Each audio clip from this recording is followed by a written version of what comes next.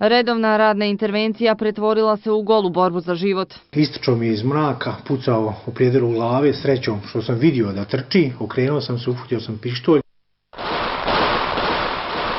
Dok se borio s napadačem, Goran Jeličić ustreljen je s 4 metka. Sa tim 4. metkom i tim 5. metkom koji me srećom nije pogodio, on je mene ovjeravao onako dok sam ležao u krvlju i bez pomoći. Medicine ili čudo, najbitnije preživio je. Godinu poslije sjećanja ne jenjavaju. Teško je to, svaki put kad se sjetim toga, znači jednostavno naježim se.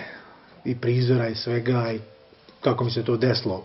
Iznenadan i kriv ni dužan, ali sam nastradao. Tek u kobnoj noći shvatio je nešto o čemu nikada prije nije razmišljao. Šta je život, a šta smrt? To je jedna nit kao dlaka. Tolika je razlika. Život nema cijenu, Jeličić je to shvatio na teži način. Kobni događaj je za njega opomena koja svima treba da posluži za primjer.